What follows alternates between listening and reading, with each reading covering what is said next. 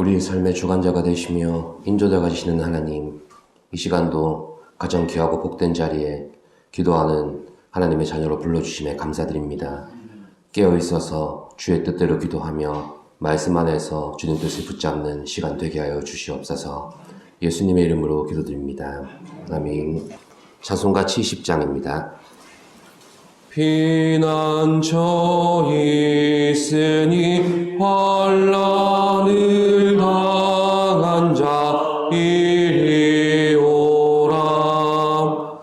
강들이 변하고 물결이 일어나 산 위에 넘치되 두렵 잡네. 이방이 떠들고 나라들 모여서 진동하나.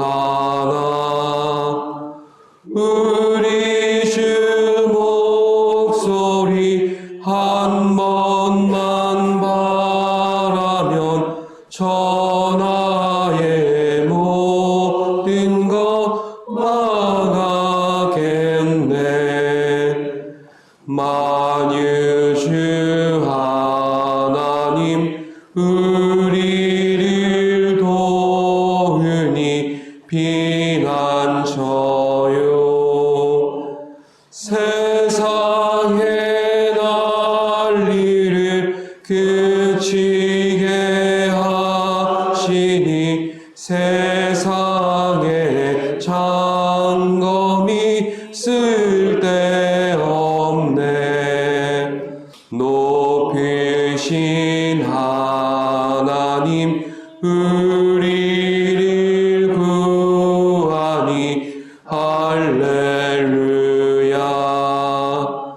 괴로움이 심하고 환난이 극하나 피난처 되시는 주 하나님. 이 새벽 우리에게 주시는 말씀은 시편 7편 6절로부터 17절까지의 말씀입니다. 한 절씩 교독하시겠습니다. 여호와여, 진노로 일어나사 내 대적들의 노를 막으시며 나를 위하여 깨소서. 주께서 심판을 명령하셨나이다.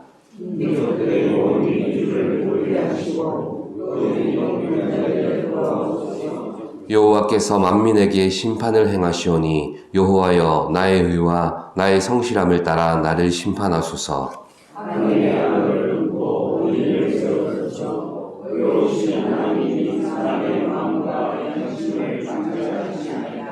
나의 방패는 마음이 정직한 자를 구원하시는 하나님께 있도다.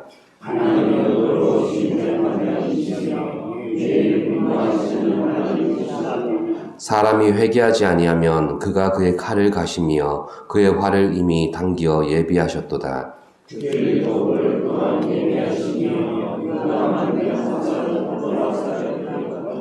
악인이 죄악을 낳으며 재앙을 베어 거짓을 낳았도다.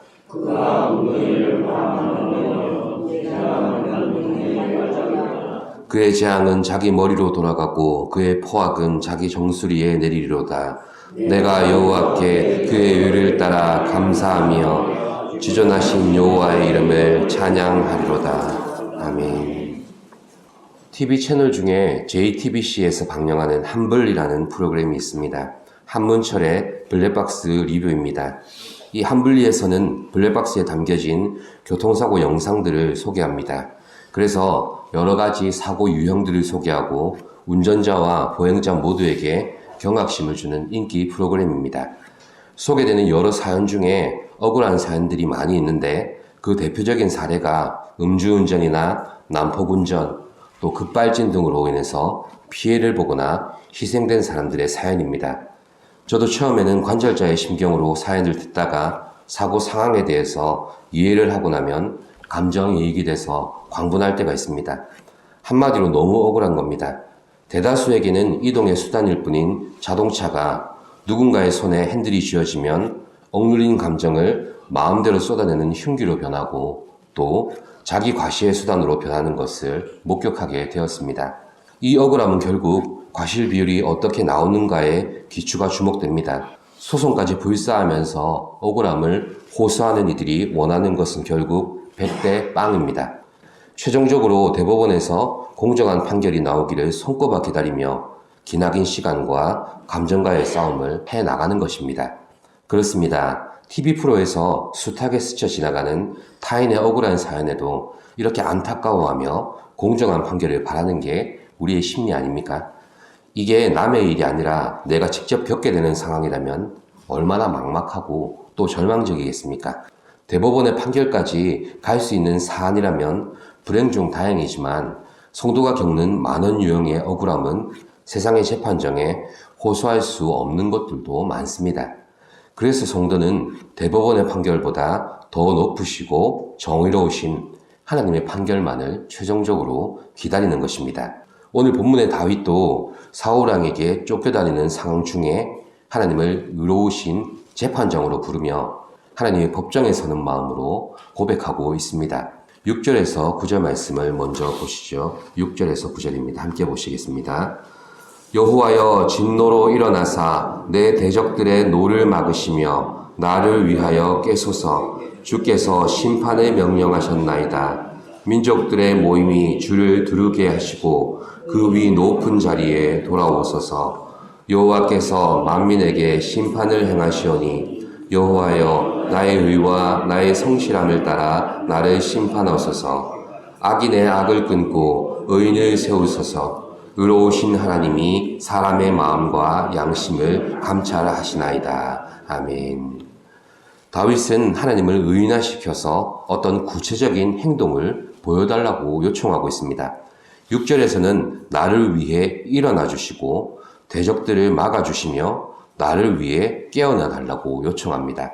7절에서는 높은 자리로 돌아와 달라고 하는데 문맥으로 보건대 하나님께서 다시 재판장의 자리에 앉아달라고 간절히 요청하고 있는 것 같습니다. 이 모든 상황이 다윗이 보기에는 마치 하나님이 주무시는 것 같기 때문입니다. 이처럼 하나님께서 일시적으로 악이 세상을 지배하고 우리 현실을 지배하도록 허락하시는 때가 있습니다. 이 기간이 우리에게는 영적인 암흑기로 경험되고 또 정의가 실종된 듯한 세상을 향해 분노하도록 만들기도 합니다. 거기다가 우리의 대적들은 자신들의 힘과 권력으로 세상을 다 가진 것처럼 거들먹거립니다. 그러나 이 기간 동안 성도가 할 수 있는 것은 오직 다윗처럼 눈물을 뿌리며 기도할 수밖에 없는 겁니다. 그런데 성도는 이 기간 동안 오히려 훈련되고 연단됩니다. 내 의로움을 증명하고자 시작한 싸움이 하나님의 의를 사모하도록 서서히 변해가는 것입니다. 왜 그렇습니까? 하나님의 최종 판결을 기다리면서 기도밖에는 아무것도 할 수 없기 때문에 그렇게 되는 것입니다. 우리는 아픔을 호소하고 울고 불며 매달리는 것밖에 없지만 하나님은 그런 우리 안에서 내 의를 깎아내시고 하나님의 의를 조각해내시는 작업을 하고 계시는 것입니다.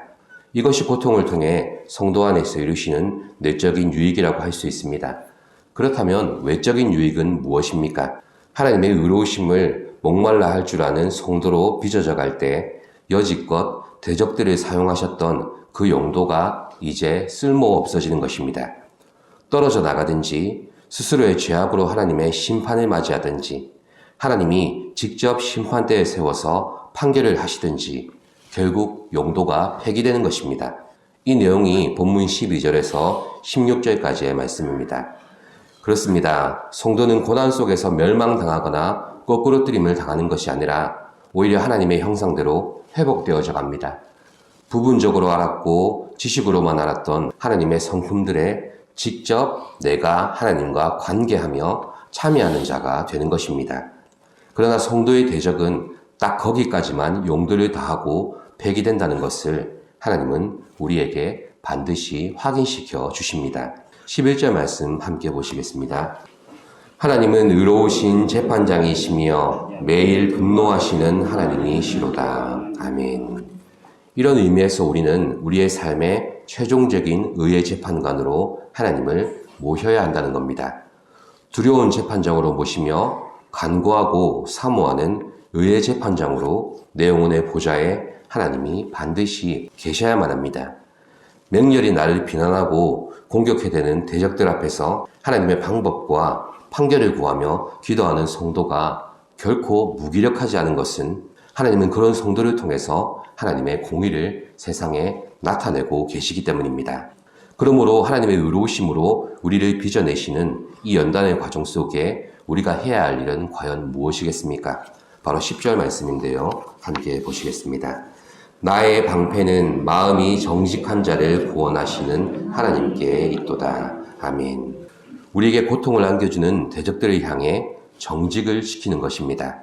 그들은 거짓으로 공격하고 비난과 불의한 방법으로 공격합니다. 다윗도 이런 불의한 공격 앞에서 정직함으로 방어만 했을 뿐인데 하나님께서는 그 정직함을 통해서 다윗의 방패가 되어 주셨습니다.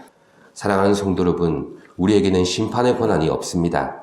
의로움이 없기 때문입니다. 의로움이 없기 때문에 판단할 수 있는 기준도 우리에게는 없습니다.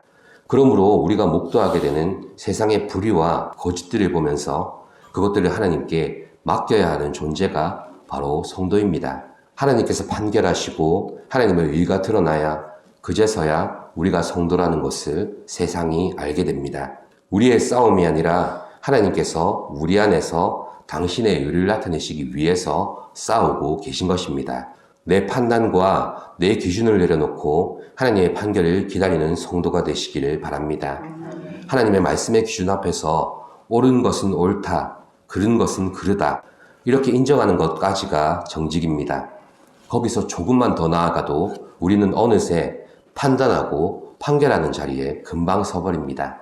때로는 더뎌 보이고 때로는 나의 대적질 앞에서 무기력해 보이는 방법 같지만 정직한 자의 방패가 되시는 하나님이 우리와 함께 하심을 고백하시기를 바랍니다. 하나님은 우리의 의로우신 재판장이십니다. 우리 안에서 행하시는 하나님의 방법과 판결이 완전하심을 믿고 의지하시기를 바랍니다. 그래서 시편 7편의 끝절 17절 말씀이 우리의 고백이 되기를 소원합니다. 17절 말씀 보시면서 마치겠습니다.